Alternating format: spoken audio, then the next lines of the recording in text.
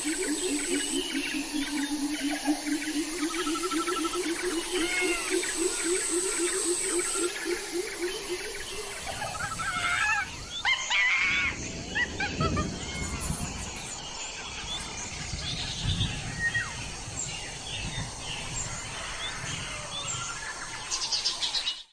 suatu masa yang telah lama hilang, jauh sebelum manusia mengenal kata sejarah, bumi Nusantara hanyalah panggung bagi hutan-hutan purba yang berdiri bagai katedral hijau raksasa. Pohon-pohon menjulang setinggi menara, akar-akar mereka menjalin seperti urat nadi bumi, menyimpan rahasia berjuta tahun. Kabut tipis mengalun di antara batang-batang kolosal itu, menyelimuti dunia yang tak pernah tersentuh jejak peradaban. Di bawah kanopi yang abadi, sinar matahari hanya menetes dalam berkas-berkas tipis, menari di udara lembab yang syarat aroma tanah basah. Suara burung purba menggema di kejauhan, bercampur dengan bisikan angin yang menembus dedaunan. Disinilah, di tengah rimba yang tak pernah mengenal batas, kehidupan pertama leluhur kita mulai berdenyut diam-diam, tanpa nama, namun kelak akan mengubah wajah dunia. Dari ketinggian kanopi, cahaya mentari menembus celah dedaunan, memecah kabut tipis dan menari di udara lembab yang syarat rahasia zaman. Di bawahnya sungai purba berliku bagai urat nadi raksasa, mengalir tanpa henti, membawa kehidupan bagi setiap makhluk yang bergantung padanya. Perairan dangkalnya menjadi panggung sunyi, tempat ikan-ikan kuno melesat lincah di antara akar bakau yang menjulang kokoh seperti pilar istana alam. Seekor burung raksasa dari zaman purba membelah udara, sayapnya mengepak perlahan namun perkasa, memecah keheningan pagi dengan desir angin yang berat. Udara di sini padat oleh aroma tanah basah, dedaunan membusuk, dan denyut kehidupan yang tak pernah berhenti menjadi saksi bisu, sebuah dunia yang berdetak jauh sebelum sejarah tercatat.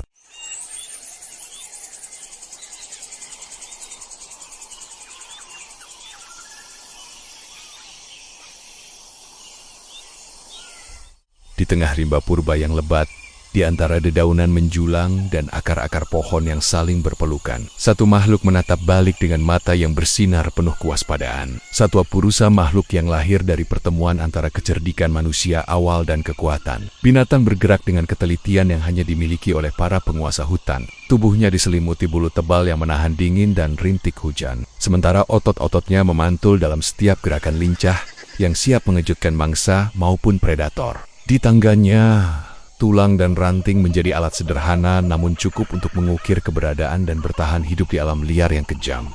Ia bukan sekadar penghuni rimba, ia pengamat yang senantiasa memindai bayangan, pemburu yang sabar menunggu kesempatan, dan yang diburu ketika bayangan lain melintas di sela pepohonan. Setiap langkahnya menorehkan jejak di tanah lembab, meninggalkan tanda kehidupan di tengah keheningan hutan purba yang seolah bernapas bersamanya. Satwa Purusa adalah saksi bisu pergulatan alam, antara kekuatan dan kecerdikan, antara takut dan berani, antara hidup dan mati. Dalam tatapan matanya, tersimpan rahasia rimba yang belum diungkap, kisah tentang kelahiran, bertahan, dan evolusi yang lambat namun pasti, mengajarkan bahwa di alam ini, setiap makhluk memiliki tempatnya, dan setiap kehidupan adalah perjuangan.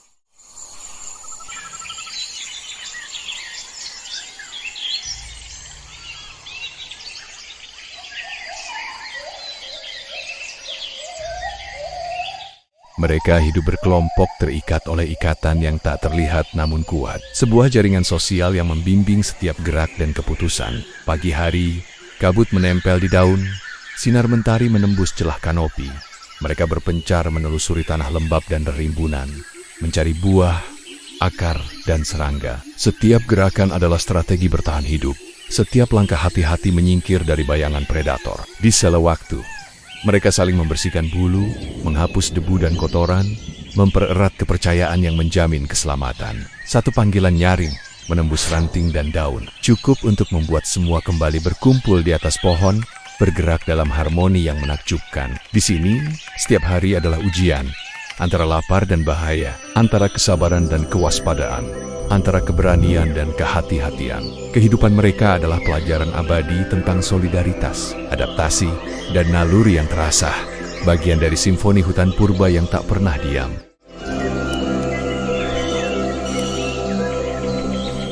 Di bawah sana, seekor harimau purba bergerak perlahan. Tubuhnya menyusuri semak dengan keheningan yang nyaris tak terdengar. Setiap otot siap meledak dalam satu loncatan maut. Tak jauh, seekor ular raksasa melilit cabang pohon, sabar menunggu kesalahan mangsanya. Lidahnya menjulur sesekali, merasakan getaran di udara. Di tepian air, buaya purba mengintai, matanya seperti dua permata dingin, menatap setiap gerakan dengan kesabaran yang mengerikan. Badai bisa datang tiba-tiba, angin merobohkan pohon, hujan deras mengubah jalur mereka, membuat langkah sekecil apapun penuh risiko. Di hutan ini, setiap nafas, setiap langkah, bahkan detik yang terlewat bisa menjadi perbedaan antara hidup dan mati. Kesalahan sekecil apapun dapat mengakhiri segalanya.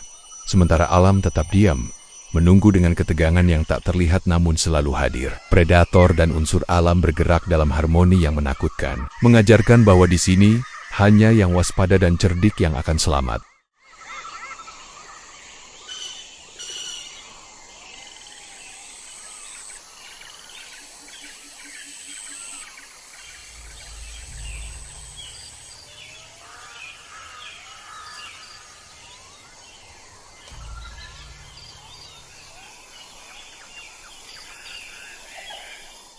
Namun, ada sesuatu yang berbeda pada mereka. Di balik tatapan waspada dan gerak naluriah, ada kesadaran yang tumbuh, kemampuan untuk belajar dari dunia di sekitarnya. Mereka membaca tanda-tanda alam dari suara burung yang tiba-tiba terdiam, dari arah bintang yang memandu perjalanan, dari kilatan api yang sesekali membelah langit malam. Ranting yang patah diubah menjadi tombak, tajam untuk berburu atau bertahan. Batu yang keras menjadi palu, memecah cangkang atau membentuk alat baru. Setiap penemuan kecil menjadi lompatan besar dalam peluang bertahan hidup, membawa mereka selangkah lebih jauh dari sekadar makhluk rimba. Mereka mulai memahami bahwa alam bukan hanya tempat untuk ditakuti, tapi juga guru yang memberi petunjuk. Dan di tengah heningnya hutan purba, di sela detak jantung yang berpacu dengan ancaman, benih peradaban mulai berakar perlahan, nyaris tanpa suara, namun pasti mengubah jalannya sejarah.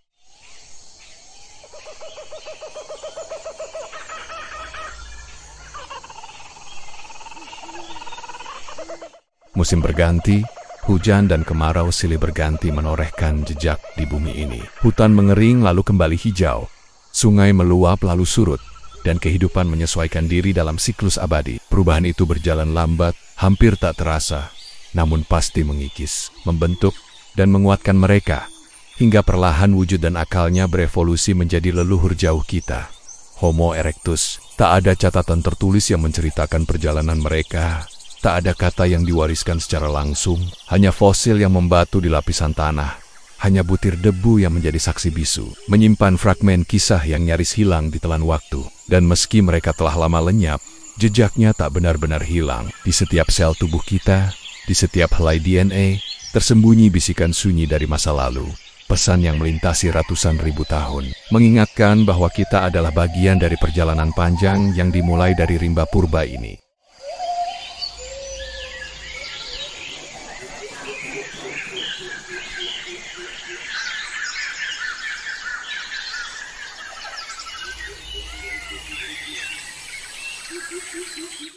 Satwa Purusa adalah awal dari semua ini. Sebelum kerajaan berdiri, sebelum bahasa tercipta, bahkan sebelum api benar-benar menjadi milik manusia, mereka adalah kita dalam bentuk yang paling awal, paling murni makhluk yang berjalan di antara bayang-bayang hutan, memandang bintang dengan rasa ingin tahu yang sama seperti kita hari ini. Dari tangan mereka yang sederhana lahir langkah pertama menuju peradaban, meski tanpa mereka sadari. Dan kini, 1 juta tahun kemudian, kita berdiri di dunia yang mereka mulai bangun, dengan segala kemajuan dan kerumitannya. Namun, di balik segala pencapaian itu, kita masih memegang pertanyaan yang sama seperti yang mungkin pernah terlintas di benak mereka.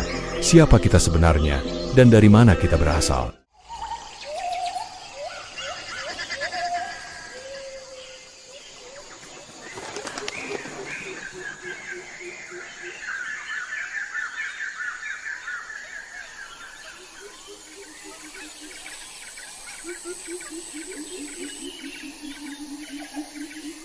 Inilah Jejak Nusantara, tempat di mana sejarah dan misteri saling bersentuhan. Jika kisah ini membuka wawasan baru bagimu, tekan like, subscribe, dan bagikan. Tulis di komentar, menurutmu, apakah jejak Satwa Purusa masih hidup dalam diri kita hari ini? Sampai jumpa di episode berikutnya, menyusuri jejak lain dari tanah yang penuh rahasia ini. Jejak Nusantara, menyusuri sejarah, menyingkap misteri.